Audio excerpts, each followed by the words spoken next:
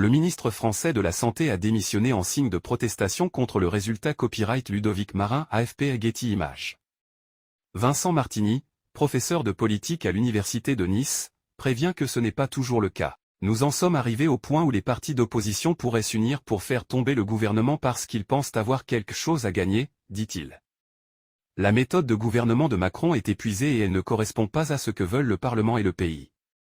Dans le camp de Macron, il rejette l'idée d'être bloqué au Parlement et pointe du doigt des dizaines de lois votées sur des sujets plus consensuels comme la promotion des énergies renouvelables, la lutte contre le chômage ou l'aide aux ménages face à l'inflation. La coalition des oppositions observées sur l'immigration ne se reproduira pas de sitôt, estime Marc Ferracci, député du parti Renaissance de Macron.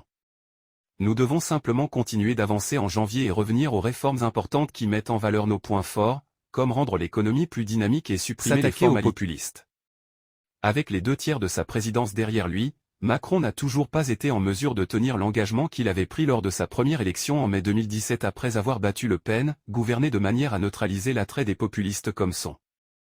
Le novice politique de 39 ans a pris ses fonctions avec la promesse de transformer la France en une économie plus dynamique en mettant davantage de personnes au travail et en utilisant la richesse supplémentaire pour réinvestir dans les services publics. Les électeurs qui avaient soutenu le candidat d'extrême droite l'ont fait par colère, trouble et parfois conviction forte, a-t-il déclaré dans son discours de victoire, promettant « Je ferai tout » dans les 5 prochaines années, pour qu'il n'avait aucune raison de voter pour les extrêmes.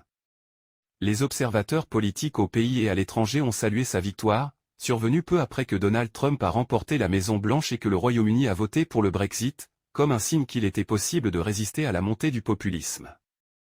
Mais depuis lors, l'attrait de Le Pen auprès des électeurs français s'est révélé étonnamment résistant. Elle a défendu les problèmes du coût de la vie et recherché du soutien dans les zones rurales où les gens se sentent abandonnés par la fermeture des écoles, des hôpitaux et des bureaux de poste. Les manifestations des Gilets jaunes qui ont éclaté en 2018 contre le projet du gouvernement d'augmenter une taxe sur les carburants lui ont permis de présenter Macron comme un technocrate déconnecté de la réalité ou des critiques qu'elle a continué de lui adresser. Cela n'a cependant pas suffi pour le vaincre en 2022. Macron a souligné les promesses tenues sur le front économique, telles que la réduction du chômage chroniquement élevé, la baisse de l'impôt sur les sociétés et le fait de rendre la France plus attractive pour les investisseurs internationaux. Son gouvernement a également dépensé librement pour aider les citoyens à supporter les chocs de la pandémie de Covid-19 en 2020, suivi de la guerre en Ukraine et de la crise énergétique en 2022.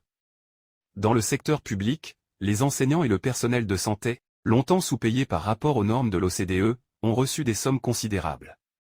Tandis que les tribunaux et les prisons ont également bénéficié d'importantes augmentations budgétaires, ce qui a coûté 600 milliards d'euros à la dette publique. Dans les deux crises, nous sommes restés fidèles à notre approche visant à préserver les investissements et la capacité productive, car cela aidera l'économie à long terme et nous permettra de continuer à financer les services publics, déclare un conseiller. Pourtant, la marge de victoire de Macron sur Le Pen est passée de 33 points en 2017 à 17 points l'année dernière. Une fois de plus, il a été aidé par le système de vote à 2 tours, ce qui signifie que de nombreux électeurs de gauche l'ont soutenu au second tour, uniquement pour bloquer Le Pen, qu'ils considéraient comme une plus grande menace. Puis, la perte inattendue de la majorité parlementaire par Macron un mois plus tard a fait dérailler ses projets de second mandat et a ouvert une période d'indécision inhabituelle pour le président, que ses proches ont eu du mal à interpréter. Certains l'ont exhorté à conclure un pacte de gouvernement avec le conservateur LR afin de pouvoir légiférer efficacement, mais il a continué comme si rien n'avait changé. La bataille acrimonieuse sur les retraites qui a duré des mois en a été l'une des conséquences. Depuis, le climat en France est resté tendu et Macron ne semble pas en mesure de faire face à la situation. Pour dépasser la lutte contre les retraites, il avait appelé à 100 jours de calme, d'unité, d'ambition et d'action pour la France, et à un redémarrage pour se concentrer sur des politiques visant à améliorer la vie professionnelle et les salaires des citoyens. Au lieu de cela, fin juin, une semaine d'émeute a éclaté dans les banlieues pauvres après que la police a abattu un adolescent non armé. La guerre entre Israël et le Hamas qui a débuté en octobre a non seulement catalysé une augmentation des incidents antisémites, mais aussi un retour des attaques terroristes islamistes. 2 assaillants ont mené des attaques distinctes au couteau, au cours desquelles 2 personnes sont mortes, et le pays reste au niveau d'alerte le plus élevé. Emmanuel Macron lors d'un meeting de campagne à Arras en 2017, l'année où il est devenu président. Bien qu'il se soit engagé à transformer la France en une économie plus dynamique, avec les 2/3 de sa présidence derrière lui, il n'est toujours pas parvenu à tenir sa promesse. L'extrême droite a saisi ces événements comme la preuve qu'une immigration incontrôlée menace la sécurité des citoyens français même si le lien est ténu et que le gouvernement a cherché à réfuter énergiquement les critiques, y compris avec la nouvelle loi.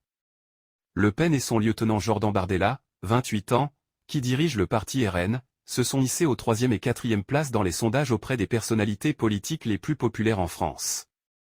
Un sondage du Monde a révélé que pour la première fois depuis une décennie, davantage de gens considèrent désormais le RN comme un parti capable de gouverner et pas seulement dans l'opposition, et ils ont ouvert une avance de 12 points sur le parti de Macron avant les élections européennes. Élections parlementaires en juin.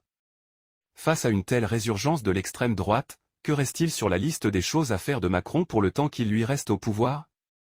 Ses ministres, députés et conseillers proposent une longue liste d'initiatives différentes, dont certaines risquent d'être très difficiles, comme la réparation d'un système éducatif défaillant. Rares sont ceux qui ont une idée réelle de ce que Macron fera ensuite.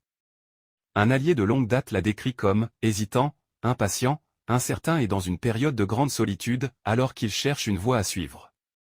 Macron a récemment laissé entendre qu'il ferait quelque chose en janvier pour renforcer l'unité de ce qu'il présente comme une France divisée et doutante.